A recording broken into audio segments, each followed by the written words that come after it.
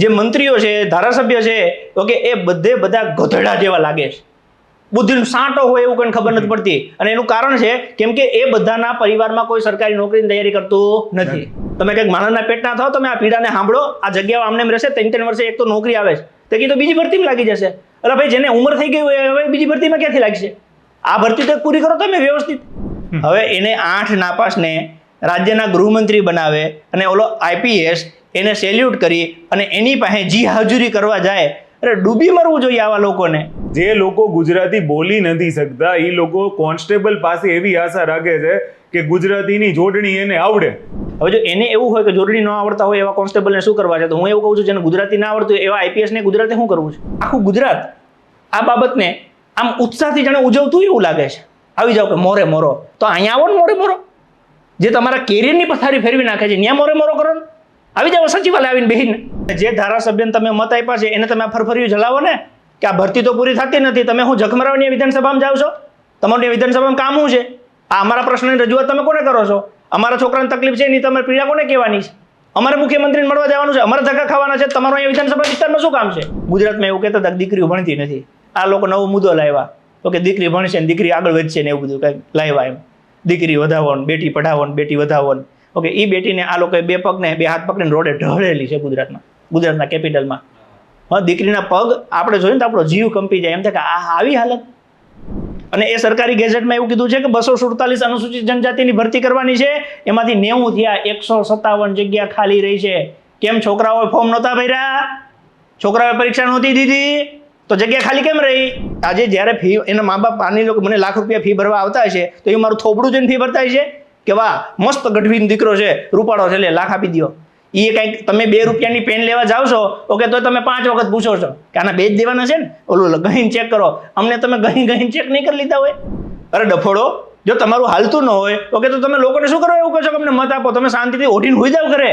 અને અમારા જેવા નવયુવાનોને મોકો આપો, ભૂખા કરી નાખ્યા, અધિકારીને સીધા કરી દઈએ, ફોન કરીને તો દોડતા આવવા જોઈએ કે જા ગેટે ઓલા છોકરાને લઈ આવ અને પૂછ એને શું તકલીફ છે અને ન્યાય સોલ્વ કરાયેલ. ઓકે, મેં at a time Narendra Modi channel unsubscribe કરી નાખી છે કે મારે આ માણસ ઉપર હવે ભરોસો કરવાની જરૂર નથી. પોલીસ કોન્સ્ટેબલની પરીક્ષાને લઈને શિક્ષકો અને ઉમેદવારો ઘણી બધી વખત ગાંધીનગર આવ્યા, અલગ અલગ અધિકારીઓને મળ્યા, મંત્રીઓને મળ્યા, નેતાઓને મળ્યા, પરંતુ અત્યાર સુધી તેમને ફક્ત પ્રાપ્ત થયું છે તો નિશાસો પ્રાપ્ત થયો છે.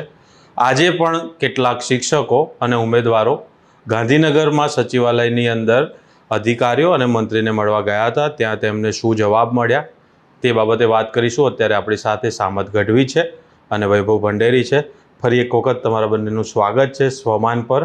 ઘણા બધા લોકો કહેશે કે વારંવાર તમે કેમ આ બેને કવરેજ કરો છો, તો અમારો જવાબ પણ એ છે કે જે વિદ્યાર્થીઓ, જે ઉમેદવારો, જે યુવાનો સતત રસ્તા પર પોતાની માંગણીઓને લઈને નીકળી પડ્યા છે એના માટે જ અમે સ્વમાન શરૂ કર્યું છે. બાકી ઘણી બધી માધ્યમો હતા, ઘણા બધા માધ્યમો હતા જ્યાં અલગ અલગ સમાચારો આવતા રહે છે. બધા જે કવર ના કરતા હોય એ કવર કરવાનું કામ અમારું છે એવું પણ અમે માનીએ છીએ ને અમારી જવાબદારી છે પત્રકાર તરીકેની. તો શું આજે તમને જવાબ મળ્યા, ક્યાં ગયા હતા તમે, કોને મળ્યા, એના વિશે વાત કરો. સૌથી પહેલાં તો સ્વમાનનો ખૂબ ખૂબ આભાર કે વિદ્યાર્થીઓ અને ગુજરાતના લોકોની જે પીડા છે એને લોકો સુધી પહોંચાડવાનો પ્રયત્ન કરે છે. આજે અમે પોલીસ ભરતી બોર્ડની જે સમસ્યાઓ છે, પરીક્ષા જે લેવાઈ છે એના બેઝ ઉપર માનનીય મુખ્યમંત્રી શ્રી અને એમના જે અંગત સચિવ હોય એમને મળવા માટેનો પ્રયત્ન કરેલો. અમે 11 વાગે ગયા હતા, તો 11 વાગ્યાથી લઈ અને અમને એવું કીધેલું કે 4-4:30 વાગે આવશે. લગભગ 5:30-6 વાગ્યા સુધીમાં ત્યાં એક IPS જે અંગત સચિવના અંડરમાં કદાચ ગૃહમાં કામ કરતા હશે એમને મળવા ગયા. તો એમને વાત કરી કે પોલીસ ભરતી બોર્ડે જે 40%નો ક્રાઇટેરિયા રાખ્યો છે એ 40%ના ક્રાઇટેરિયા પ્રમાણે કદાચ CCE ગ્રુપ એની જે પરીક્ષા લેવાઈ એનું મારી પાસે ઓફિશિયલ ગેઝેટ છે જે સરકારે આપેલું છે. એમાં એવું લખેલું છે કે ટોટલ 1926 જગ્યાઓ લેવાની હતી અને એ પ્રમાણે 1741ની ભરતી થઈ છે. આ કોઈ એક કાસ્ટ માટે નથી. માની લો કે અનામત જે જગ્યાઓ છે તો એ 17 ખાલી રહી ગઈ છે. શૈક્ષણિક અને પછાત વર્ગ, સામાજિક શૈક્ષણિક પછાત વર્ગની પુરુષોની 7 જગ્યા બાકી રહી ગઈ છે. પછી અનુસૂચિત જાતિની 4 જગ્યા રહી છે. અનુસૂચિત જનજાતિની 157 જગ્યા ખાલી રહી ગઈ છે.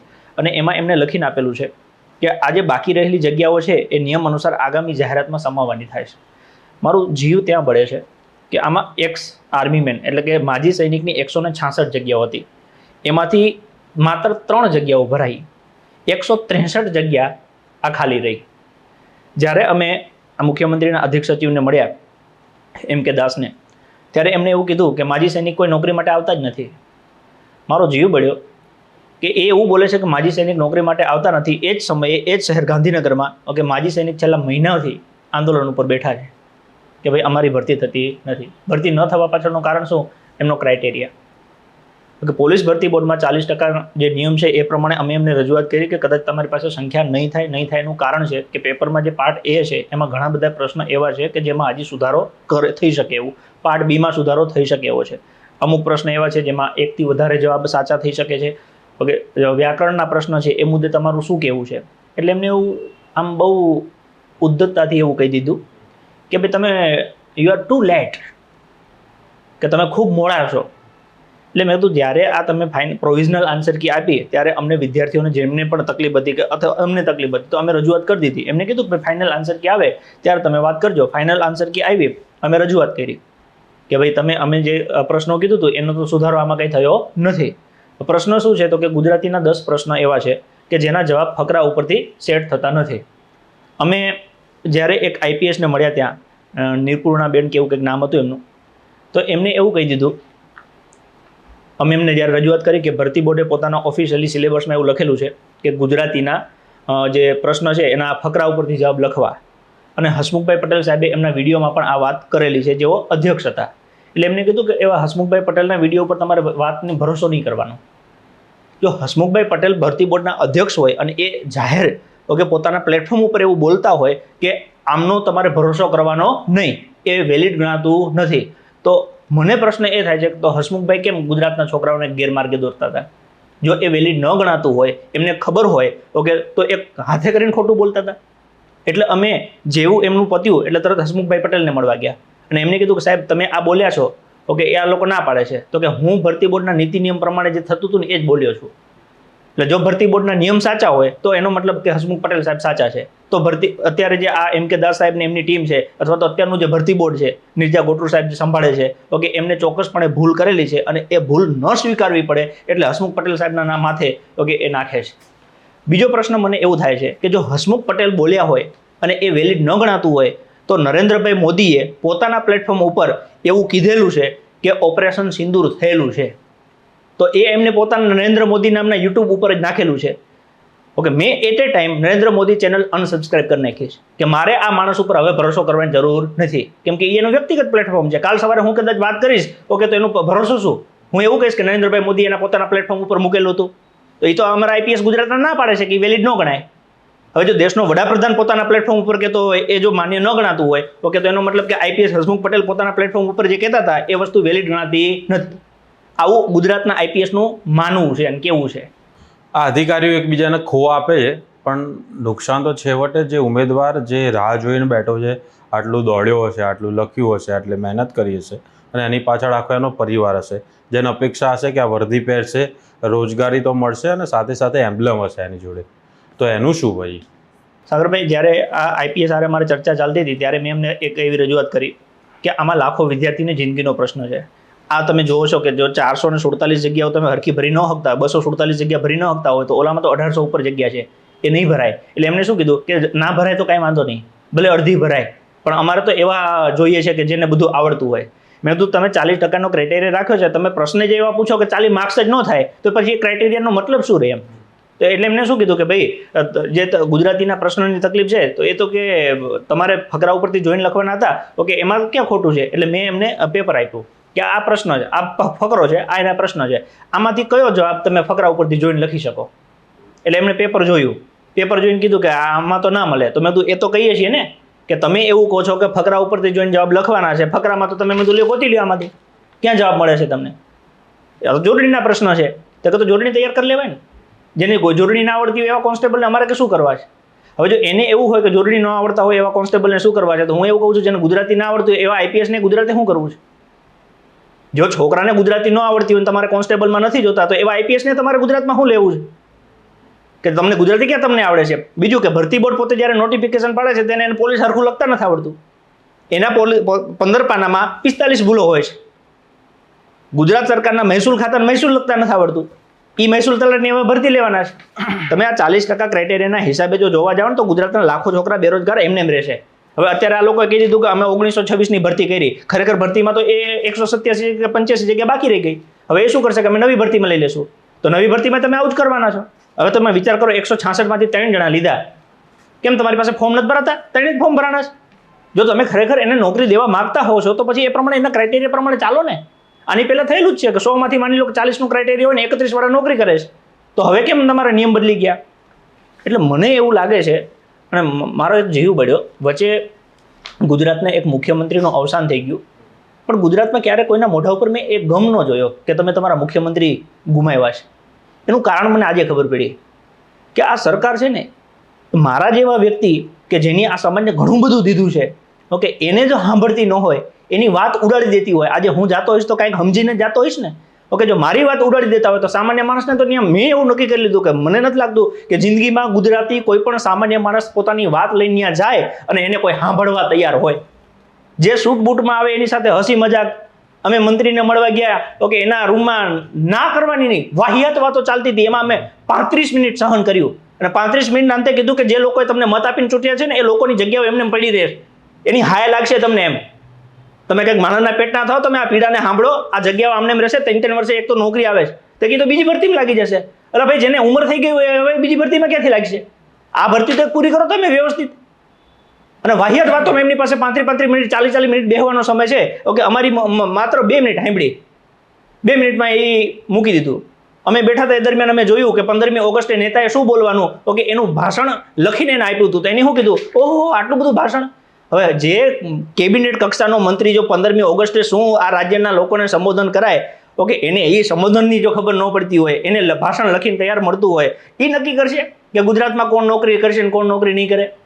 એટલે હું ગુજરાતની જનતાને આહવાન કરું છું, ઓકે, કે નમાયેલા બન્યા કરતા પોતાના અવાજ માટે જાગો. બાકી આવી રીતે આ લોકો ઓફિશિયલી જાહેરાતો કરતા જશે, જગ્યાઓ ભરશે નહીં, ઓકે, તમે તમારા ઘરે રહી જશો. તમે ખાલી એક જ વસ્તુ કરશો કે મારા નસીબમાં નોકરી નહોતી.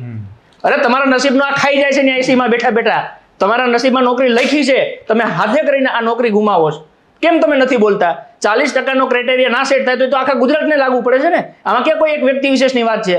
ઓકે, તમે એને નીચું લાવો ને અથવા એ ક્રાઇટેરિયા કાઢી નાખો. જો તમારે પાસે 1926 લોકો ભરવાની કેપેસિટી નથી તો તમે 18,000 ને 20,000 ને 2 લાખની જાહેરાતો કરશો, એ કેવી રીતના ભરાશે? શિક્ષકોની ભરતીમાં આપણે જોઈ લીધું કે જે વેકેન્સી પડી હતી એ વેકેન્સીમાં 2500 જગ્યા ખાલી રહી. ઓકે, આ સીસીની જગ્યામાં આપણે જોઈએ છીએ. તો પોલીસ કોન્સ્ટેબલમાં શું થશે? તમારે સારા લોકો જોઈએ છે, આપણે ના નથી. દર વર્ષે ભરતી કરો. યુપીએસસી જેવું બોર્ડ દર વર્ષે આખા દેશમાં ભરતી કરી શકતું હોય, એક્ઝેક્ટ તારીખ આપે, પરીક્ષા લે, રિઝલ્ટ આપે, એમાં કોઈ વાંધો વચકો ન આવવા દે, અને આખી ભરતી પ્રક્રિયા યુપીએસસી દેશમાં કરી શકે તો ગુજરાત રાજ્યમાં કેમ ન થાય? કેમ કે અહીંયા જે મંત્રીઓ છે, ધારાસભ્ય છે, ઓકે, એ બધા ગધેડા જેવા લાગે છે.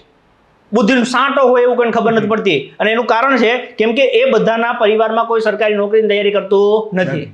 ગુજરાતના યુવાનોની પીડાને ખબર નથી. બાકી જો માણસના પેટના હોય ને તો એ સંવેદના સમજે કે આ છોકરાઓ 400 કિલોમીટરથી દૂરથી અમારે હું થોબડું જોવા આવે છે. એ તો એનું મોઢું જોવા નથી આવતા, એને એની પોતાની પીડા, એ વેદના રજૂ કરવા આવે છે કે અમારા બાપાએ પેટે પાટા બાંધીને અમને દિવસ રાત ભણાવ્યા છે, મજૂરી કરીને ભણાવ્યા છે, અને અત્યારે અમારી મહેનતો કોઈ ખાઈ જાય છે. એટલા માટે ખાઈ જાય છે કે એનામાં બુદ્ધિનો છાંટો નથી. જે ભરતી બોર્ડના અધ્યક્ષ ઓફિશિયલી લખીને આપે છે કે ફકરા ઉપરથી જવાબ લખવાના છે, એ કહે છે વિડીયોમાં કે ફકરા ઉપરથી જવાબ લખવાના છે, એની જગ્યાએ એ જ પોઝિશન ઉપર બીજો માણસ આવે છે અને ગુજરાતીની જોડણીના પ્રશ્ન પૂછી નાખે છે. એ એવું કહે છે કે ઓલા નહીં માનવાનો. અરે એનું નથી માનવું, આ લખેલું છે એનું શું કે ફકરા ઉપરથી જવાબ લાવવાના છે, સમજવા તૈયાર નથી. બોલો, આવી નાની એક વાત. વૈભવભાઈ અને સામંતભાઈ બંનેને વાત કરું છું કે નાગરિકોએ એ તો સમજવું પડશે ને કે આ ખાલી ઉમેદવારો એમના ભવિષ્યની વાત નથી. જ્યારે પોલીસની સંખ્યા થશે ત્યારે તમારી વાત જલ્દી સાંભળવામાં આવશે, ત્યારે તમે 100 ઉપર ફોન કરશો તો ફટાફટ તમારા ઘરે પોલીસ આવશે. કે આ ખાલી ઉમેદવારો નથી, નાગરિકોની જવાબદારી છે કે પૂરતી ભરતી થાય, વ્યવસ્થિત ભરતી થાય, ત્યારે તેમને સારી જે ગુજરાત પોલીસનું સૂત્ર છે સુરક્ષા, સલામતી, આ બધું ત્યારે જ એમને મળશે. આવું ક્યારે સમજાશે આપણી પબ્લિકને? સાગરભાઈ, સૌથી પહેલાં તો સોમાનનો આભાર કે વારંવાર તમે અમને કવરેજ આપો છો. પણ મારે આ ગુજરાતની જનતાને એ કહેવું છે કે 10 થી 15 જેટલી એક્ઝામ સામત સાહેબે પાસ કરી છે, મેં માસ્ટર કર્યું છે, ટેટ પાસ કરી છે, અમે એક્ઝામો ઘણી બધી પાસ કરીને અહીંયા પહોંચ્યા છીએ. આજ હું સામતભાઈ 7 કલાકથી આખા વિધાનસભામાં આમથી આમ આટા મારી હતી, એ કોઈને સમજાતું નથી. માની લો કે અમે આટલા ભણેલ ગણેલ છીએ છતાંય અમારે આટા મારવા પડે છે, તો ગુજરાતની સામાન્ય જનતાનું વિધાનસભામાં શું થતું હશે? એને કોઈ આઈડિયા જ નથી કે એ લોકો શેને સપોર્ટ કરી રહ્યા છે. બીજું કેવું છે ખબર, કે ઉમેદવારોની અંદર બે ભાગલા પડ્યા છે. આ લોકો એક વાત સમજવા તૈયાર નથી કે મુદ્દો અમારો કોઈ પાસ થાય ફેલ થાય એ છે જ નહીં. મુદ્દો અમારો એ છે કે ભરતી બોર્ડની તાનાશાહી ક્યાં સુધી સહન કરશો? ભરતી બોર્ડની તાનાશાહી ક્યાં સુધી સહન કરશો? એ એમ કહે છે કે આ જોડણીના પ્રશ્નો ફકરા ઉપરથી પૂછ્યા છે. હું એમ કહું છું ફકરો ગાયબ કરી નાખો ને તોય જોડણીના જવાબ અપાય, તો આને ફકરા ઉપરથી જવાબ કહેવાય? માન લો કે આ ફકરો કાઢી નાખો તો જોડણીમાં તો જોડણીના નિયમ આવડવા જોઈએ, એમાં ફકરાની કઈ જરૂર નથી. અને એ લોકો એવું ગણાવે છે કે આ ફકરા ઉપરથી જવાબ છે.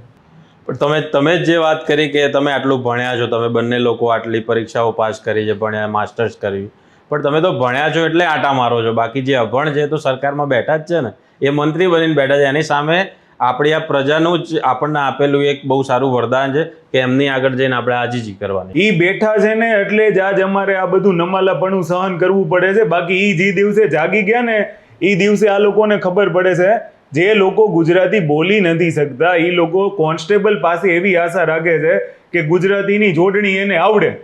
અને બીજી વસ્તુ, તમે એક વસ્તુ સમજો, અત્યારે એ એમ કહે છે કે 40% અમારે સારો ઉમેદવાર જોઈએ છે, પછી અમારે સીટો ખાલી રહી જાય વાંધો નહીં, ભલે રહી. તો હું એમ કહું છું આની પહેલા જેટલા 40% વગરના ભર્યા એ બધા ખોટા, એ બધાને કંઈ આવડતું જ નથી. એટલે એ સમજવા રાજી નથી કે આ કોમ્પિટિટિવ એક્ઝામ છે. કોમ્પિટિટિવ એક્ઝામમાં ક્રાઇટેરિયા રાખો ને તો તમે એક કામ કરો કે તમારે જો 40%ના ક્રાઇટેરિયા રાખવા હોય ને તો બધી જગ્યાએ પહેલા પ્રાથમિક શાળાઓમાં શિક્ષકો તો મૂકો. ત્યાં પૂરતા તમારી પાસે ગુજરાતીના શિક્ષકો નથી, તમારી પાસે ગણિત રીઝનિંગના શિક્ષકો નથી. હવે તમે એક વસ્તુ સમજો, 12 પાસ ઉપર આ ભરતી કરે છે, ક્યાં રીઝનિંગનો સબ્જેક્ટ આવે છે? કયોને ભણાવે નાનપણથી રીઝનિંગ? ક્યાં એ લોકોને હવે તમે, હું એમ કહું છું સાગરભાઈ, તમે જાઓ અને શાળાઓમાં ટીચરોને પૂછી લેજો કે તમારી કઈ જોડણી સાચી છે. કાલે જ અમારે ત્યાં ટીચર આવ્યા હતા બધા, એમની પાસે તો હપ્તા ઉઘરાવવામાં આવે છે. તો હવે હપ્તા ભરે કે પછી શિક્ષણ આપે બાળકોને, એટલે એ પ્રશ્ન છે. પછી શાળાઓ મર્જરના નામે બંધ કરી દેવામાં આવે. એ નવી ફેશન આવી છે કે દરેક જે વસ્તુ એને અલગ શબ્દ આપી દેવાનો. એના કારણે એક નવી આખી થિયરી ઊભી થાય કે અમે શાળાઓ બંધ નથી કરી, અમે શાળાઓનું મર્જર કર્યું છે. એટલે આવું તો ચાલ્યા જ કરે છે આપણે ત્યાં. શિક્ષકોની ભરતી એનાથી પૂરી થતી નથી, સારા શિક્ષકો એને મૂકવા નથી, સમયસર શાળામાં શિક્ષણ અપાતું નથી. અને એ આશા રાખે છે કે એક ગામડાનો છેવાડાનો વિદ્યાર્થી જોડણી શીખીને આવે, એટલે એની હાલત તો ત્યાં જઈને જુઓ. એ કે તમને શું વાંધો છે, અમે આની સાથે જોડાયેલા છીએ, અમે એને નજીકથી જોયા છે કે એ કેવા પરિવારમાંથી આવે છે, કઈ રીતના એ ફી ભરે છે, એટલે અમને અહેસાસ છે. અને એ અહેસાસ લઈને અમે તમારી પાસે આવ્યા છીએ. એટલે હું સુરતથી 4 વાગ્યાનો નીકળું છું રાતે, તમે એક 5 મિનિટ અમને ખાલી શાંતિથી સાંભળી ન શકો? એની એમ બોલવાની છટા જ હોય ને તો એ થોડીક વાર ધમકાવશે. એટલે હવે માન લો કે આ ગમે એમ બોલી નાખવું તો એ સામાન્ય નાગરિકની શું હાલત કરતા હશે? ટેકનિકલ મુદ્દા છે, ટોટલી મુદ્દાના અમારી પાસે ઉત્તર છે. દરેક મુદ્દા અમે પ્રૂફ સાથે રજૂ કર્યા છે કે આનું પ્રૂફ છે. હવે માની લો હું તમને એમ કહું છું સાગરભાઈ કે આ પહેલો પ્રશ્ન છે 45 નંબરનો પ્રશ્ન, એમાં 15 જવાબ આવે છે અને 37 જવાબ આવે છે. તો હું એમ કહું છું કે આ 2 જવાબને સાચા આપી દો ને. અને જો માની લો તમે એમ કહો છો કે અમારા આ 37 જવાબને સાચો નથી આપવો, તો 38 ઓપ્શન આપવો તો અમે ઓબ્જેક્શન જ ના ઉઠાવે. અને એ લોકો અમને એવું કહે છે કે તમારે કંઈક લાભ ખાટવા. એટલે લાભ નથી ખાટવા, કાં અમે બીજા પ્રશ્નોનું નથી બોલતા. ગુજરાતી વ્યાકરણ જ શું કામ મુદ્દો છે? કારણ કે તમે એવું કીધું કે ફકરા પરથી જવાબ. ફકરા પરથી જવાબ કોને કહેવાય? કે જેના જવાબ તમને ફકરામાંથી મળે. ગુજરાતી વ્યાકરણની જોડણી પૂછી છે, એના જવાબ ફકરા ઉપરથી હોય કે જોડણીના નિયમો પરથી હોય? આટલું કોણ સમજાવશે? અને પાછું આવું અમને સમજાવવા વાળાને સમજુ છોકરા જોઈ, ઉઠા ભણાવવા વાળાને. તમારો અનુભવ કેવો રહ્યો સામતભાઈ? બધાને મળ્યા તમે અત્યાર સુધી, પહેલા દિવસથી જ્યારથી તમે રજૂઆતો શરૂ કરી છે બંને લોકોએ? આમ સામાન્ય રીતે મોટા ભાગે હું ક્યારેય આમાં પડતો જ નથી, કેમ કે મારું એવું કામ છે કે હું ભણાવું છું, વિદ્યાર્થી ભણીને પરીક્ષા આપી દે છે, તો પછી એમ થાય કે આરું કેટલુંક સહન કરવું એમ. દર વખતે કંઈક નવું.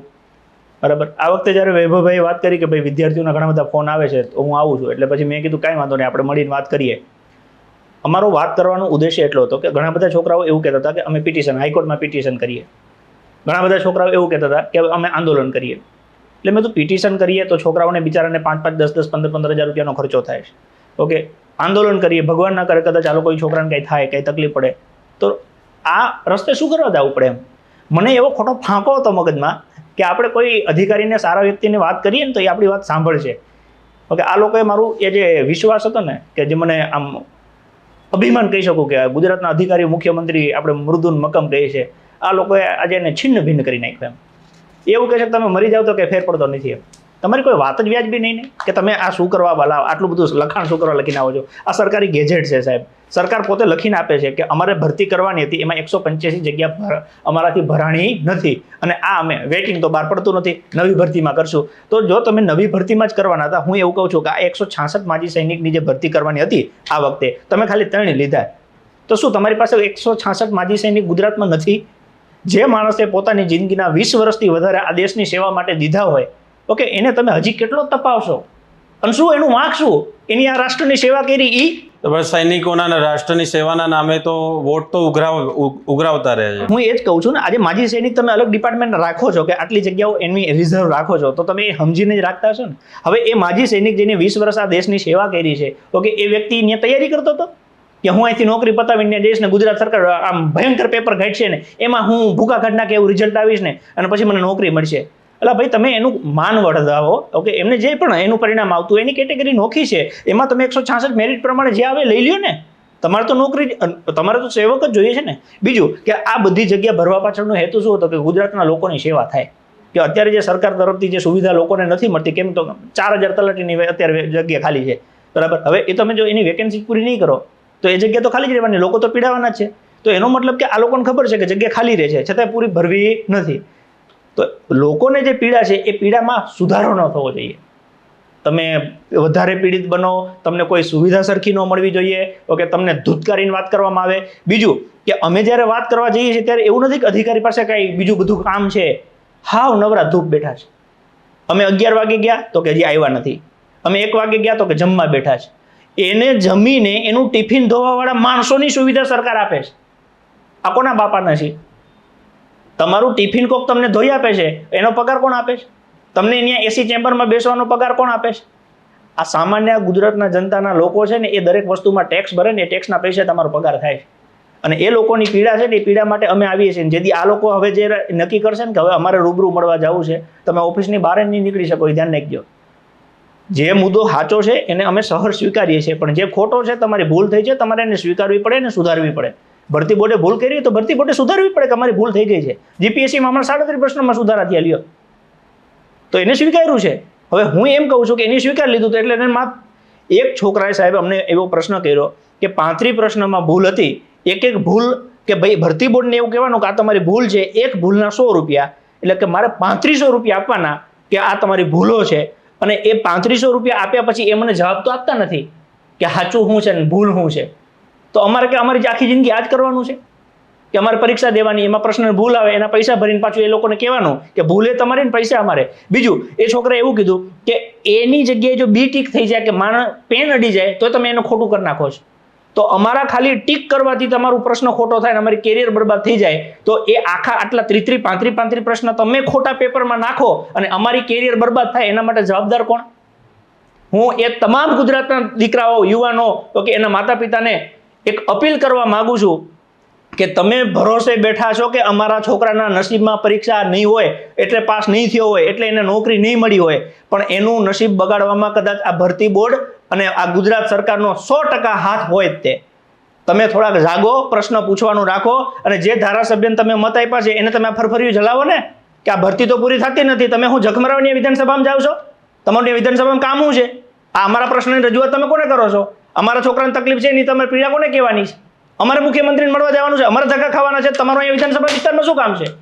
તમે તમારા તાલુકા પંચાયત, જિલ્લા પંચાયતના પ્રમુખો હોય એને પૂછો ને, તમારા વિસ્તારના કોર્પોરેટર હોય એને પૂછો કે અમારા છોકરાને પીડા થાય છે, આ પ્રશ્નનું સમાધાન કોણ આપશે? આ ભરતી બોર્ડ ભૂલ કરે એના માટે કંઈ નિયમ જ નથી, બધું છોકરા જ ભોગવવાનું અને મન પડે એવો આડેધડ નિર્ણય લઈ લેવાનો, જ્યારે મજા આવે ત્યારે ફેરવી નાખવાનો. તમે કોકના કેરિયરનો હિસાબ તો કરો સાહેબ. 1-2 છોકરા નથી, 2.5, 3 લાખ, 4 લાખ છોકરાઓ એક સાથે એક પરીક્ષામાં સંકળાયેલા હોય. તમારી એક ભૂલ સીધી 4-5 લાખ પરિવારને ઉલાડી નાખે છે. આ પરીક્ષાનું રિઝલ્ટ આવશે, અમને પીડા છે, અમને આ દેખાય છે કે આ રિઝલ્ટ આવશે ને આ છોકરા બિચારાની હું હાલત થશે તમે કલ્પના નહીં કરી હોય. એટલે અમે અત્યારથી કહીએ છીએ કે ભાઈ સુધારવાનો કોશિશ કરો.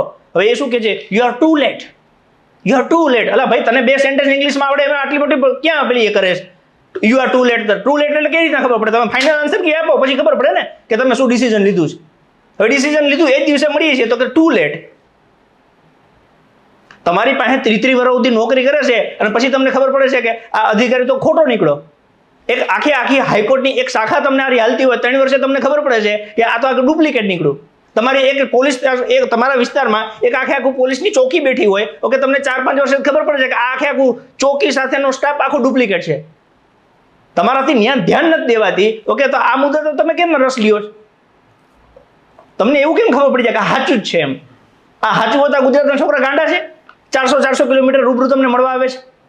એને કંઈક લાગતું હશે, ખોટું હશે તો જ આવતા છે ને. અને બીજું કે એ પર્ટિક્યુલર 10 પ્રશ્નમાં તમને કેમ રિક્વેસ્ટ કરે છે? પ્રશ્નો તો 200 હતા, તમને કેમ 10 પ્રશ્નની વાત કરે છે? કેમ કે એમાં તમારી ભૂલ છે, અને તમારી ભૂલ છે તો તમને જ કે ને. અધ્યક્ષ તો કે અધ્યક્ષ સાંભળતા નથી. ભરતી બોર્ડના અધ્યક્ષને જો ભરતી બોર્ડની પીડા સાંભળવી ના હોય તો એને અધ્યક્ષ તરીકે મૂકવાનું શું? અને એને મૂકનાર કોણ છે? મને તો એમ થાય છે કે અધ્યક્ષ પાસે એવડો તો કેવો પાવર છે કે મુખ્યમંત્રીના સલાહકારને ગાંઠતા નથી. મુખ્યમંત્રીના સલાહકાર એવું નથી કહી શકતા મુખ્ય સચિવ કે તમે ભરતી બોર્ડના અધ્યક્ષને મળી લેજો, હું ફોન કરી દઉં છું. એ ના પાડે છે, એ વાત ન કરે. મુખ્યમંત્રી ફોન કરતા બીવે. હે એટલે એ ક્યાંય મંગળ બંગળથી આવ્યા છે? એવું એમની પાસે શું પાવર છે? મુખ્યમંત્રી તો મૃદુ એટલે ના કહી શકે. અરે વાર્તા નાટક, કશું મૃદુ નહીં. મૃદુ હોય તો છોકરાની પીડા સાંભળી ન લે. આ ક્યાં સામત ગઢવીને પોતાના બાપની પીડા છે? આ ગુજરાતના હજારો લાખો છોકરાઓની પીડા છે. હું એ જ કહું છું, અને કોમેન્ટમાં લોકો કહે છે કે લાખો છોકરાઓની પીડા છે અને તમારા બે સિવાય બીજા શિક્ષકો હશે ને ગુજરાતમાં, તમે બે કેમ લઈને માંડ્યા છો? એ વાતે કહું. આજે જ્યારે અમે શુક્રવારે મળવા ગયા ત્યારે એમને કીધું કે તમે ન બોલશો, જે છોકરાઓની પીડા છે એને કહો. એટલે અમે છોકરાઓને કીધું કે તમે આજે રજૂઆત કરો. એટલે 10 છોકરા આવ્યા, માત્ર 10 જ છોકરા. કેમ કે એમને કીધું હતું ખાલી તમે 10 જ છોકરાને બોલાવજો. ગેટ આગળ વિધાનસભા મતલબ કે સચિવાલયના ગેટ આગળ 10 છોકરાને ઉભા રાખી દીધા કે તમારે કોઈની અંદર નથી જવાનું. અમને 2 જણાને કીધું તમારે 2 જણા અંદર જવું જાઓ, બાકી જતા રહો કે. બોલો હવે એ છોકરાનો વાંક શું કે એ સામાન્ય ગરીબ ઘરનો છોકરો છે. એની 3-4 વર્ષ તૈયારી કરી, એની એક પરીક્ષા દીધી, એ પરીક્ષામાં પાસ થઈ અને આ સમાજની સેવા કરશે એની મનમાં એક આશા રાખી. એ આશા એના પરિવારના અંદર ફૂટી. હવે જો એ અંદર જાય, આ રજૂઆત કરે અને સુધારો થાય, એને નોકરી મળે તો એનું સપનું સાકાર થાય. જો એનું સપનું સાકાર થાય તો આપણને આરામ રાજ્ય જેવું લાગે કે અહીંયા તો કોઈને કંઈ પીડા જ નથી. એને ગેટથી જ ના પાડી દીધી, બેતીન થઈ જવાલો, કોઈ અંદર જવાનું નથી. તમે આમ જ રીબાવાનું છે, આમ જ રીબીને તમારે મરવાનું છે. બાકી કંઈ નોકરી બોકરી કાંઈ તમારે કરવાની નથી, વયા જવાની. ખાલી પડી રહેશે, તમે બીજી ભરતી કરી લેશો, એમાં ખાલી પડશે ત્રીજી કરી લેશું. આ ચોખ્ખું નફટાઈથી કહી દીધું. શેના લોહી ઉકાળે તમને? બીજા શિક્ષકો હશે ને ગુજરાતમાં? એમાં માન લો કદાચ આજે મેં એ શિક્ષકોને લાવ્યા બી હોત તો આ લોકો એને બહાર રાખ દે. આ લોકો મૂળ શું છે ખબર? કોઈ નાના વ્યક્તિનો, કોઈ ગરીબ ઘરના છોકરાનો અવાજ દબાવવા માંગે. તમે એના શબ્દો સાંભળો ને તો એમ થઈ જાય કે સાલું આટલી નફટાઈથી જો એ અમને જવાબ આપી દેતા હોય તો બિચારો એક જે ખેડૂત છે એની તો એ લોકો શું હાલત કરતા હશે. અને આ લોકોને કેવું છે ખબર છે કે એસી ચેમ્બરમાં બેઠા બેઠા એને એમ લાગે છે કે અમે શોખીન છીએ અહીંયા આવવાના, અમે શોખીનથી 7-7 કલાક આમથી આમ ભટકવાના. ઓલા છોકરા શોખીન છે કે એ પોતાનું બધું કામકાજ મૂકીને, ખેતીનું કામકાજ મૂકીને એનો પોતાનો પ્રશ્ન લઈને અહીંયા આવે છે. એટલે સામતભાઈએ કીધું એમ કે અમે ક્યાં 200 પ્રશ્નનું તમને કહી છે, અમે જેમાં ભૂલ છે એનું કહીએ છીએ, એની ભૂલ છે એટલી તમે સાંભળો તો ખરા. તમારાથી જૈનનું જીન સરખું નથી લખાતું, તમારાથી બ્રોમાઇનનું બ્રોમિન સરખું નથી લખાતું, તમારા પેપર કાઢવામાં ને જોડણી નથી આવડતી અને તમે કોન્સ્ટેબલો પાસે જોડણીની આશા રાખીને બેઠા છો. અને મુદ્દો આ એક સમજવા રાજી નથી કે પોતે એવું બોલે છે કે ભાઈ ફકરા પરથી જવાબનું અમે કીધું છે, ગુજરાતી ભાષા છે તે તો અમે કહી છીએ, પણ તમે જે જોડણીઓ પૂછી છે ને એમાં ફકરાનું કંઈ કામ જ નથી, તો એને ગદ્યાર્થ ગ્રહણ ન કહેવાય. મેઇન મુદ્દો આ છે, એ સમજવા રાજી નથી એ કંઈ. અને બધાને એવું લાગે છે કે અમે કોઈને એક પક્ષ ખેંચી જઈને ફલાણું પક્ષ, એટલે મુદ્દો ખોટો એ ખોટો. કા હું સામતભાઈ બીજે એક ફકરામાં ન બોલ્યા આપણે. મુદ્દો મૂળ શું છે કે તમે જો આની તાનાશાહી સહન કરશો ને તો આવનારા સમયમાં ઉમેદવારોએ તાનાશાહી સહન કરવા માટે રેડી રહેવું પડશે. અને બીજી વસ્તુ એ કે આપણે યુપીએસસી જીપીએસસીના મોક ઇન્ટરવ્યૂ જોતા હોઈએ છીએ, જે પાસ કરીને ઘણા બધા અધિકારીઓ અહીંયા બેઠા છે, તો એની અંદર તો બધી ડાઈ વાતો હોય છે કે અમે પબ્લિક જોડે કેવો અપ્રોચ રાખીશું, સુશાસન કેવી રીતે કરીશું, કેવી રીતે લોકોની વચ્ચે જઈને એમની સમસ્યાઓ જાણીશું. તો પછી ચેમ્બરમાં એ મૂક ઇન્ટરવ્યૂમાંથી પછી ઇન્ટરવ્યૂ ઓરિજિનલ પાસ કરીને ચેમ્બરમાં પહોંચે, પછી શું થઈ જાય છે? આમ એમની વાતો ઉપરથી આપણે જોઈએ ને એક સિમ્પલ વસ્તુ છે, કોઈ માણસ તમને મળવા આવ્યો છે તો એ મળવા પાછળનો કંઈક એનો હેતુ હશે ને. તમારે અમે જઈએ ને એટલે શું કહે, હસમુખ પટેલનો વિડીયો તમારે ભરોસો નહીં કરવાનો. એટલે અમે ક્યાં તને પૂછ્યું કે અમે હસમુખ પટેલના વિડીયોની વાત કરીએ છીએ? સીધું એમ. હવે ખબર નથી કે એને હસમુખ પટેલ હારે વાંધો છે, એમાં છોકરા પીસાય છે. અને બીજું કે હસમુખ પટેલ કંઈ જેવો તેવો માણસ થોડો છે, એટલે ભરતી બોર્ડનો અધ્યક્ષ હતો, એની પોતાના પ્લેટફોર્મ ઉપર લીધું હતું. કાલ સવારે છોકરા માની લો કે એની અમે કેસ કરી દેતો તો હસમુખ પટેલ શું કહેશે ત્યાં કોર્ટમાં આવીને કે ભાઈ મેં તો જે ભરતીના નિયમો હતા એ પ્રમાણે વાત કરેલી છે, અને એવું અમને મૌખિક કીધું. અમે મળ્યા કે સાહેબ આ ભરતી બોર્ડવાળા એવું કહે છે કે હસમુખ પટેલના વિડીયો ઉપર ભરોસો નહીં કરવો.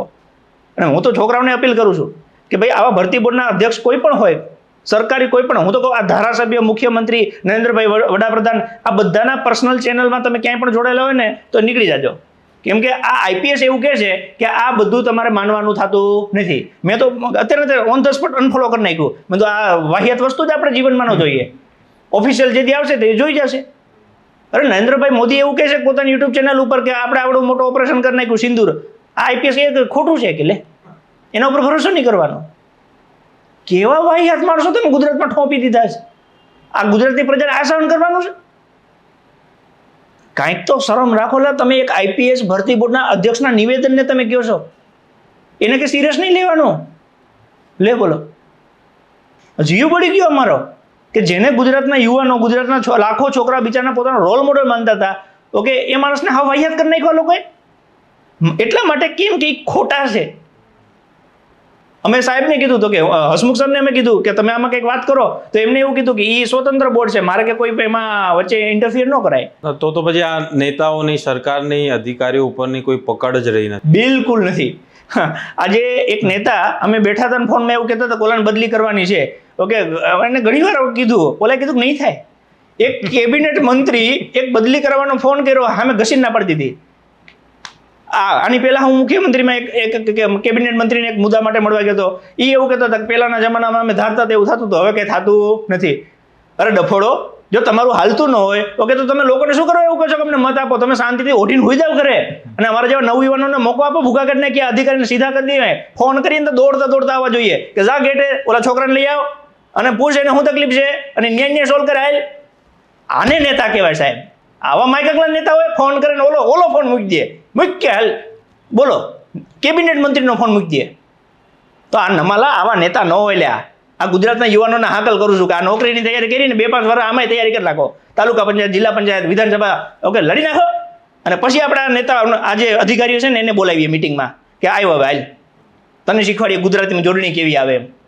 હાલી હું નીકળ્યા છો, તમારાથી 3 જોડણી પેપરમાં હરખી નીકળતી નથી. 35 ભૂલો તમે જીપીએસસીમાં કરો છો અને તમે હોશિયારી મારો છો કે જોડણી તો વિદ્યાર્થીને આવડવી જોઈએ. અને આવડવી જોઈએ તો તમારે સિલેબસમાં લખીને દેવું હતું ને કે ભાઈ ભેગા ભેગી જોડણી કરી નાખજો.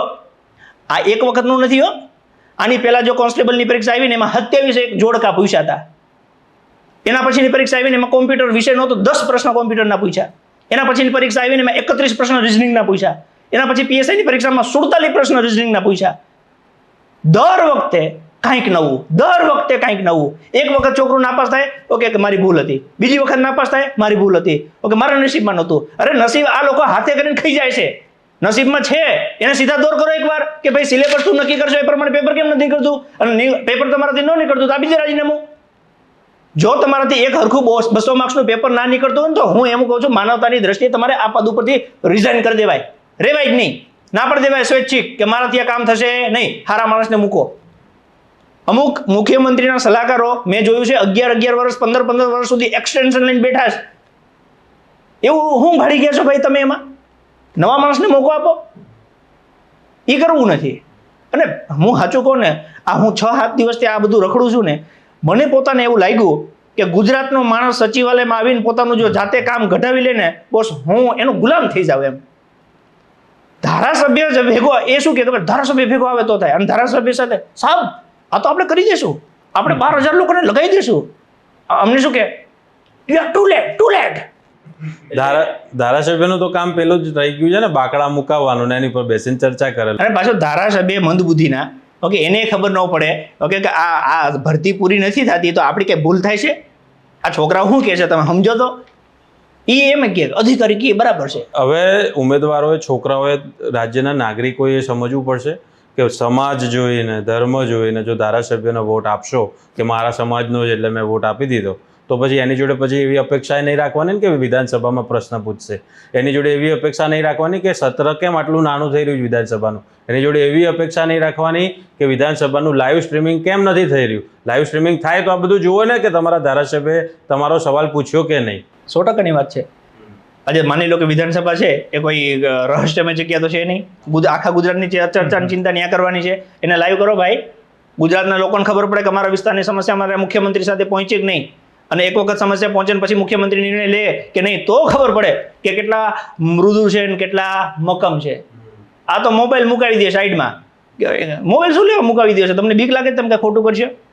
ચેમ્બરમાં તમને કઈ નેતા કઈ કરે તો એક પત્રકારે ભૂતકાળમાં ગુજરાતમાં જ એણે વિધાનસભાની અંદર સત્ર ચાલી રહ્યું હતું અને એક શું કહેવાય, એક આપણા ધારાસભ્ય જતા એ ના જોવાના વિડીયો જોતા હતા અને એનો વિડીયો આ ભાઈએ ઉતારી લીધો. એટલે પછી એ દિવસથી મોબાઈલ લઈ જવાના બંધ કરી દીધા. એ ત્યાં જઈને આવું કામ કરવાનું છે? એક ધારાસભ્ય જે ના જોવાનું હોય ત્યાં વિધાનસભામાં જોશે એમ? હાલી હું નીકળ્યા છો. અને બીજું, આને તમારે ઓપન કરવું જોઈએ કે ઢાંકવું જોઈએ? એક વ્યક્તિ આવી રીતના પકડાઈ ગયો એટલે તમે કેમેરા જ બંધ કરાવી દીધા એમ? તો ઉપરથી તમારે 5 CCTV કેમેરા વધારે મૂકી દેવા પડે કે ભાઈ જોજો આમાં કોઈ આવી જાય તો ઉપાડી લેજો. પણ એનું કારણ છે કે આ લોકોમાં માનવતા નથી. બીજું કે 30 વર્ષથી આ ભાજપની સરકાર છે ને એની હવે માજા મૂકી દીધી છે. હું ઈશ્વરને સાક્ષી માનીને કહું છું, અમે ત્યાં જેટલા માણસોને મળીએ ને એ બધા એવું કહે છે કે અમે હવે નકડું સેટ થઈ ગયા છીએ આનાથી. જો હવે તમે આમાં કંઈક મહેનત કરો ને કે પરિવર્તન લાવો ને તો થાય, બાકી અમારું મન માનતું નથી. CM સિક્યુરિટી સહિતના લોકો આવું કહે છે કે અમે અમારું પોતાનું કામ નથી કંઈ કરાવી શકતા એમ. અમને માણસો અમારા પરિવારજનો આવે છે કે તમે તો 24 કલાકના ભેગા રહ્યો છો. હવે એ કહે છે કે અમારું મન જાણે છે અમે કેમ રહીએ છીએ. મતલબ કોઈ માણસ અમને એવું નથી મળતું કે જે એવું કહેતો કે અમે રાજી છીએ. બધાય પીડાય છે, બધાય પીડાય છે. રાજી કોણ છે ખબર છે? નેતાઓ. કેમ કે એ આ લોકોની પીડા જોઈને એને અંદરથી એવી મોજ આવે છે ને કે હા હા હા આ રામ રાજ્ય આપણે જે ધારતા હતા ને એવું થઈ ગયું. આ ગુલામી એક જીવે છે ગુજરાત. આપણી પબ્લિકને પાછું એવું છે કે લાઇટ ગઈ આપણા ઘરે તો પછી પહેલાં એ ચેક કરશે કે બાજુવાળાને ત્યાં ગઈ, તો કે એના ત્યાં ગઈ તો વાંધો નહીં, ખાલી આપણા ત્યાં નહીં ગઈ તો બોલવાનું છે. એટલે આવી પ્રશ્ન છે. ભાઈ આ પબ્લિક કેમનો આ કંઈ વૈચારિક એમની અપેક્ષાઓ રજૂઆત કરે? આમાં કેવું છે સાગરભાઈ, જે આ હું જે સમજુ છું ને, માની લો કે આ જે GR બનાવતા હશે કે ભાઈ 40% હોય તો જ પાસ, એવો GR કોઈ એક વ્યક્તિએ બનાવ્યો છે, એને 2 માણસોએ સલાહ આપી છે. મારું માનવું છે કે એ IAS IPSના ઘરમાંનો કોઈ છોકરો આ પરીક્ષાની તૈયારી નહીં કરતો હોય. અમે એવું કહીએ છીએ કે ભાઈ આ 80માંથી તમારે 32 લાવવાના. એટલે ઘણા લોકો એવું કહે છે કે તો એવા ડફોડોને શું કરવાના કે જે 80માંથી 32 ના લાવે. હું એવું કહું છું કે એ ડફોડની જિંદગીમાં એક વખત ડોક્યુ કરી આવો, તમને ખબર પડે. એની મમ્મી સવારમાં 4 વાગે ઉઠી પોતાના ઘરનું કામ કરી અને કોકના ગામડે કોકના ખેતરમાં કામ કરવા જતા હોય છે અને સાંજે 6 વાગે પાછા આવતા હોય છે. એ આખો દિવસ કામ કર્યા પછી 6 વાગે આવીને પોતાના ઘરના રોટલા બનાવશે. એનો બાપો બિચારો સવારમાં માની લો કે કોઈ બસનો ડ્રાઈવર હશે તો એ રાત્રે 8 વાગે સીટ ઉપર બેઠો છે ને, એ સવારે 6 વાગે 8 વાગે સીટ ઉપરથી ઉતરશે. ઓકે, એ લોકો 2-2, 5-5, 10-10 હજાર રૂપિયા ભેગા કરી અને એના બાળકે આ જ વસ્તુ ન કરવી પડે ને એટલે એને ભણાવ્યો છે. અને એટલા એના મનમાં એક પ્રશ્ન જગાડ્યો છે કે તું તૈયારી કર, નોકરી લાગી જાય તો અમારે આમાંથી છુટકારો થાય. એ 40%ના લીધે એને નથી ખબર પડતી કે 32 કેમ આવે છે. મજા થોડી આવતી હોય છોકરાને. જો છોકરાને 80માંથી 70 આવી જતા હોય તો આ બધી વેદનાઓ ક્યાં અમારે કરવાની જરૂર છે? અને પાછું કેવું છે કે જો આ લોકોને પ્રેશર આવશે ઓકે તો તરત સુધારી દેશે. આની પહેલાં ભૂતકાળમાં ઘણા બધા પ્રશ્નો મેં આવતું છે જ્યારે એમના ઉપર દબાણ આવે તો કે હા અમારી ભૂલ થઈ ગઈ સુધારતી. તો ભાઈ રાજી ખુશી સુધારતો નહીં. એટલે તમે લોકોને રોડે ચડાવો છો. 2.5 વર્ષ થયા ટેટના છોકરાઓ રોડે ચડતા હતા. ગુજરાતમાં એવું કહેતા હતા કે દીકરીઓ ભણતી નથી. આ લોકો નવો મુદ્દો લાવ્યા તો કે દીકરી ભણશે ને દીકરી આગળ વધશે ને એવું બધું કંઈક લાવ્યા એમ. દીકરી વધાવો ને બેટી પઢાવો ને બેટી વધાવો ને. ઓકે, એ બેટીને આ લોકોએ 2 પગને 2 હાથ પકડીને રોડે ઢળેલી છે ગુજરાતના કેપિટલમાં. હા, દીકરીના પગ આપણે જોઈએ ને તો આપણો જીવ કંપી જાય એમ થાય કે આ આવી હાલત. અને પાછું આ નોકરીમાં તમે દિયો છો હું 26,000 રૂપિયા પગાર. સાહેબ મારી ઉંમર 34 વર્ષની છે, મારે 2 બાળકો છે. ઓકે, આ 2 બાળકોની 60,000 રૂપિયા ફી થાય એટલે મહિને 5,000 રૂપિયા કે 10,000 રૂપિયા ફી થઈ. હું ગાંધીનગર જેવા શહેરમાં રહેતો હોઉં ને મારે 2 BHK નો ફ્લેટ હોય ને તો આરામથી 15,000 રૂપિયા ભાડું થાય. મારા મમ્મી પપ્પા 60ની આજુબાજુ પૂગી ગયા હોય, 5,000 રૂપિયાનું દવાખાનું થતું હોય તો 15,000 રૂપિયા ઓકે મારા 15 થી 20,000 રૂપિયા મારા એમને મળી જાય. વધ્યા મારી પાસે 6,000 રૂપિયા. મારે આ 6 જણાને ખવડાવવું છું. પછી આપણે કંઈ ગુજરાતમાં ભ્રષ્ટાચાર થાય છે. અરે હું નીતિવાન માણસ છું, મારા પગારથી ઉપર 1 રૂપિયો લેવો નથી, પણ મારા પગારમાં મારા પરિવારનું પૂરું તો કરવું કે નહીં? તો આ કોઈને ખબર નહીં પડતી હોય કે આજના આ મોંઘવારીના જમાનામાં કોઈ એક માણસને 25-26,000 રૂપિયામાં મહિને ઘર કેમ ચાલે? કેમ ખબર છે? કેમ કે એની 25,000માં કોઈ જિંદગી કાઢી નથી. એને તો 1.5, 2, 2.5 લાખ રૂપિયા આવે છે, એને ફરવા માટે ગાડી છે, રહેવા માટે બંગલો છે, તો કે એને આ પીડા થોડી ખબર પડવાની છે. એટલે હું ગુજરાતની જનતાને અપીલ કરું છું કે એનો બંગલો, એની ગાડી, એની એસી બધું તમારા પૈસે ચાલે છે. ઓકે, જો એને એ બધું સુખ જોતું હોય તો તમને તમારા હકનું કેમ ન જોઈએ ભાઈ? એટલે ધર્મ, જ્ઞાતિ, જાતિ એને સાઈડમાં મૂકી અને નીતિમત્તા પ્રમાણે એક વખત રાજનીતિમાં ઝંપલાવો, અથવા તો નીતિમત્તા પ્રમાણે તમારો મત આપો. એક પરિવાર ઓકે નક્કી કરી લે કે આ વખતે આપણે એવી પાર્ટીને મત આપવો છે કે જે પાર્ટી આપણું કંઈક સારું કરે. ગુજરાતના 7 કરોડ લોકો છે, એક વખત બદલી નાખો ને, એક વખત બદલીને આ લોકોને ઘરે બેસાડી દો અને પછી 5 વર્ષ એને જોવા દો. અને જ્યારે કોઈ સારા માણસો આવશે, ઓકે, સારા માણસો સત્તા ઉપર આવશે અને એ લોકો આની ફાઇલો જ્યારે કાઢશે, ઓકે, ત્યારે તમને ખબર પડશે કે તમારું દુઃખ છે એ આ લોકોએ કેવી રીતના નીચોવી નાખ્યું છે. સિમ્પલ એક સવાલ છે કે ગુજરાતનું બજેટ 4 લાખ કરોડનું હોય, 7 કરોડની વસ્તી હોય, ઓકે, દરેકના ભાગે એક વર્ષમાં 65,000 રૂપિયા આવતા હોય, તો એક વ્યક્તિ પાછળ 5 વર્ષમાં સરકાર 3 લાખથી વધારે ખર્ચો કરે એક વ્યક્તિ પાછળ. તો તમે વિચાર કરો, તમારી પાછળ 5 વર્ષે 3 લાખ રૂપિયા વપરાય તો તમારું જીવન ધોરણ ક્યાં જાય? હવે તમને એમ થાય કે હું તો કંઈ વાપરતો નથી, તો એ પૈસા જમા હશે, એવું નથી. સરકાર પાસે તો 4 લાખ કરોડનું દેવું છે, એટલે તમારા ભાગના પૈસા તો વાપરી નાખ્યા છે અને બીજું દેવું એ કરી લીધું છે. કોના માટે? તમારા માટે. તો કોણ ખાઈ ગયું તમારા ભાગના પૈસા? આ 7 કરોડની જનતાના પૈસા કોણ ખાઈ ગયું? આ નેતાઓ ખાઈ ગયા છે. અને આ જે ભરતી થઈ ને એમાં કરોડો રૂપિયા વપરાણા છે અને એ ભરતી ખાલી કરી દીધી, હવે પાછા કરોડો વાપરશે. કે આપણે આમને રીબેન જીવશું જો ભેગા નહીં થઈએ અને મુદ્દાને સમજવાની કોશિશ નહીં કરીએ. ઓકે, એક માણસ આખા ગુજરાતને નાચ નચાવે અને આખું ગુજરાત ઓકે ભિખારીને ભીખ માગતું હોય, ઓકે, શરમ આવે હારો આ રાજ્યમાં રહેતા તે. હવે એક જે કોમેન્ટ વારંવાર આવતી હોય છે તમારા બંનેને લઈને, એના પર તમને બંનેને સવાલ પૂછું છું, બંને જવાબ આપજો. કે તમે આટલી ફી લો છો, બરાબર છે, અંદર વારંવાર બધાની એક જ ચિંતા હોય છે કે તો પછી બહુ સેવા કરવી છે તો આટલી ફી કેમ લો છો? ફી લઈને જ તે પછી આ બધું કરવા નીકળ્યા છો ને, એવું કહે છે બધા. સાહેબ, એમને ક્યાં ફી લઈએ છીએ? કોન્ટેન્ટની ફી લઈએ છીએ અને જે અમે પીરસીએ છીએ એની ફીસ છે ને, એની માટે ઘણો બધો ખર્ચો થતો હોય છે ને. જે એટલે આમાં કેવું છે ખબર કે હવે માની લો હું તમને એવો સવાલ કરું કે રીબોકના શૂઝ 5,000ના શું કામ? પહેર લો ને 100 રૂપિયાને, શનિવારીમાં મળે જ છે, કોણ ના પાડે છે? તો તમે શું પસંદ કરશો? એટલે તમારે જોઈ છે બ્રાન્ડ, તમારે જોઈ છે ટકાઉ, તમારે જોઈ છે વિશ્વસનીયતા કે સાલું આમાંથી સારી નહીં વળી જાય, આ વાદરી નહીં તૂટી જાય, આની દોરી નહીં નીકળી જાય, આ હું દોડતો હોઈશ ને નહીં પડીએ, બસ ઈ છે. અને એટલે ફી છે. મારું એ કેવું છે કે વિદ્યાર્થીને કદાચ એવી પીડા હોય કે ભાઈ તમે ફીસ લ્યો છો, તો ફીસ અમે આ વિરોધ કરવા નથી લેતા, ફીસ અમે ભણાવવાની લઈએ છીએ. અમે જે ફી લઈએ ને એમાં 18% GST હોય છે. કેટલા ટકા? 18%. એ પાછું અમને રિટર્ન રીબેક નથી મળતું, એટલે 18% તો સરકાર જ લઈ જાય છે. બીજું કે માની લો ફીમાંથી અમને કંઈ વધે 30% ઇન્કમ ટેક્સ લઈ જાય છે, 2% ટ્રાન્ઝેક્શન ચાર્જ લાગે. એટલે છોકરું અમને લાખ રૂપિયા ભરતું હોય એટલે એને એમ થાય કે અમે લાખ ભર્યા, લાખમાંથી 50 સરકાર લઈ જાય છે. બીજું કે તમે અમને એવું પૂછો છો કે આ લોકો ફી લે છે, તો તમારા જ પગારમાંથી આ મુખ્યમંત્રીનો પગાર થાય છે, તમારા જ પૈસામાંથી આ ધારાસભ્યનો પગાર થાય છે, તો તમે અમને આટલું જો વટથી પૂછતા હો તો તમે ન્યા કેમ નામર્દ થઈને બેસી જાઓ છો?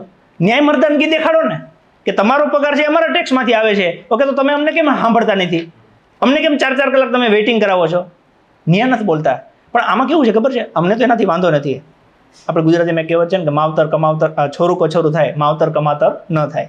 અમે આ વિદ્યાર્થીઓને ભણાવતા હોઈએ, એ અમને મોટા ભાઈ ગણતા હોય, અમને ગુરુ ગણતા હોય, ઓકે. અત્યારે એ વિદ્યાર્થીને એવું છે કે આમાં મને વાંધો નથી, હું પાસ છું, તો આમાં કંઈ થવું ન જોઈએ. એ તો તને લાગે છે, જેથી તને રિઝલ્ટ આવશે ને અને તારા જ્યારે પોતિયા ઢીલા થઈ જાય ને તેથી તું સૌથી પહેલો ફોન અમને કરીશ, પણ તેથી અમારા પાસે કંઈ ઓપ્શન નહીં હોય. એટલે અમે પહેલાં જાગીએ છીએ. સાગર હોય, એક સિમ્પલ વસ્તુ છે, આ મારા હાથમાં કાગળિયું છે, આ સરકારી ગેઝેટ છે અને એ સરકારી ગેઝેટમાં એવું કીધું છે કે 247 અનુસૂચિત જનજાતિની ભરતી કરવાની છે, એમાંથી 90 થયા, 157 જગ્યા ખાલી રહી છે. કેમ? છોકરાઓએ ફોર્મ નહોતા ભર્યા, છોકરાઓએ પરીક્ષા નહોતી દીધી, તો જગ્યા ખાલી કેમ રહી? એકમાત્ર નિયમથી કે 40% ફરજિયાત લાવવાના, અને 40% હેમાં ન આવ્યા? ગણિત અને રિઝનિંગમાં. તો હું એવું કહું છું કે આજ ફરફર્યું જેથી કોન્સ્ટેબલનું બનાવશે ને તેથી 157 જેમ અહીંયા લખ્યા છે ને અહીંયા 1200 લખ્યા છે, તેથી તમારું નામ ન્યા આવશે અને તેથી તમને અફસોસ થશે. અને આજે નહીં તો આવનારા ભવિષ્યમાં તમને અફસોસ થશે.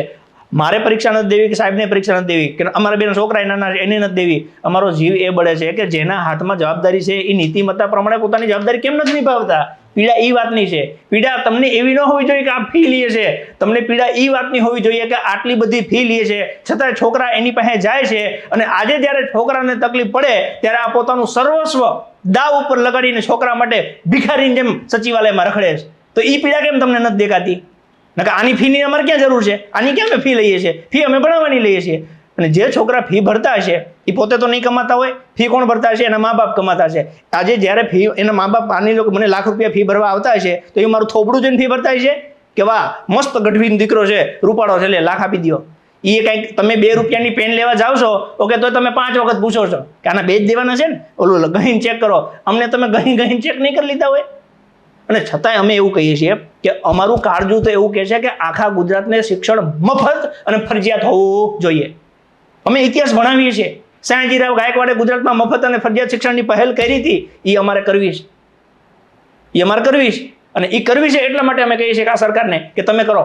તમારી પાસે સારા શિક્ષકો છે, ગુજરાતમાં શિક્ષકોની કમી નથી, ખૂબ સારા શિક્ષકો છે. એક ગણિતનો, એક રિઝનિંગનો, ઓકે ઉપાડો શિક્ષક ગુજરાતીનો, અંગ્રેજીનો, અને ગુજરાતમાં યુટ્યુબ ઉપર ગુજરાત સરકારની ચેનલ બનાવી અને મફત ભણાવો યુપીએસસી સુધીનો.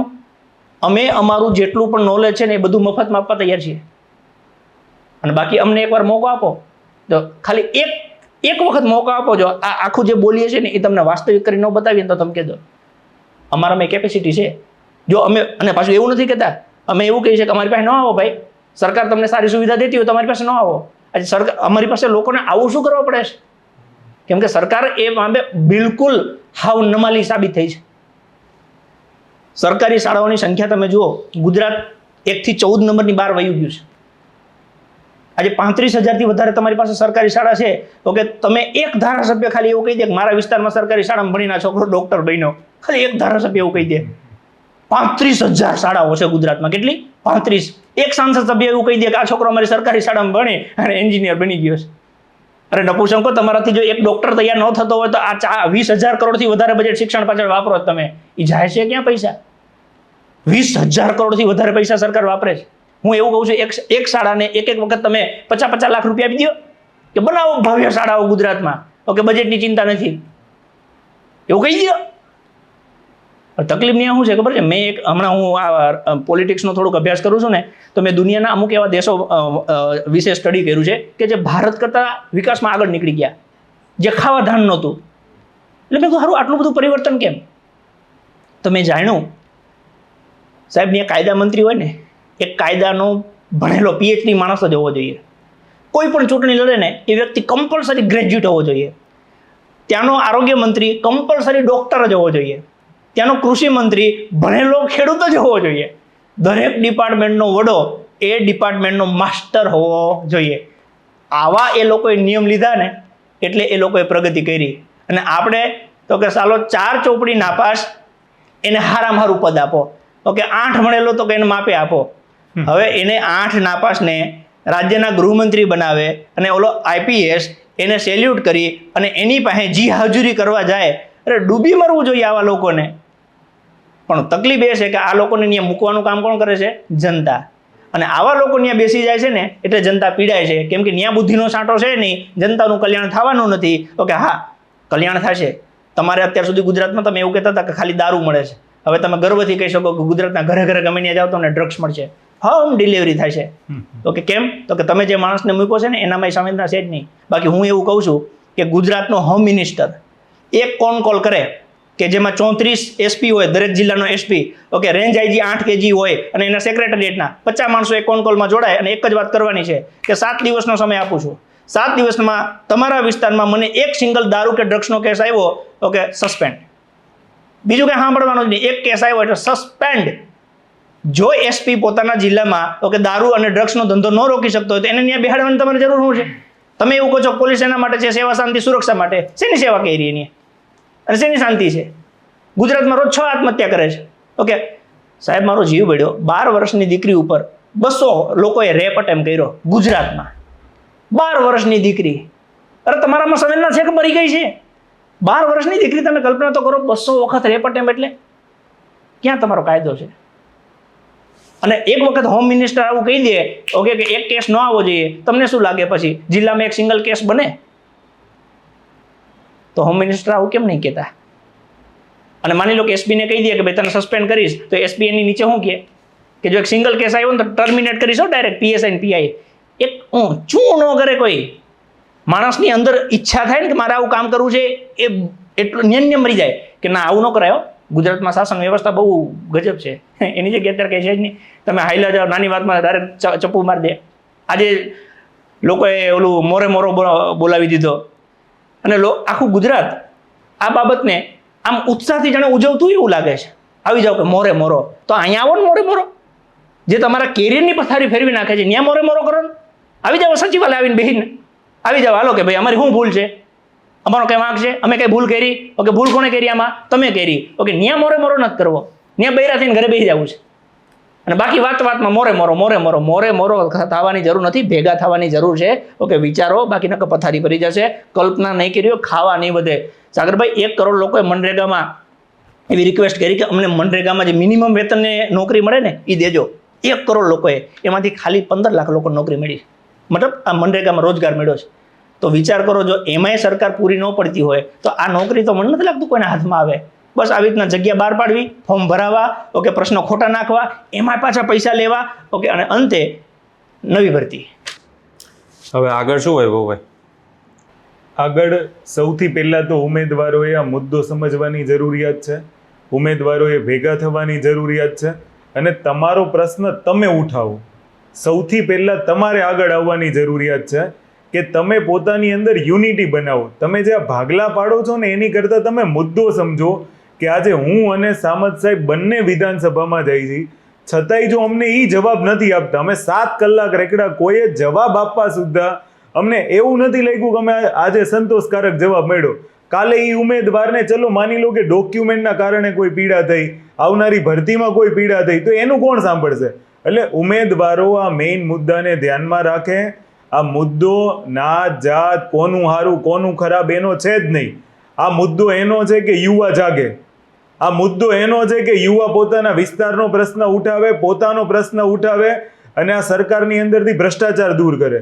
મુદ્દો એનો છે કે તમે તમારા માટે અવાજ ઉઠાવો, અમારા માટે નહીં.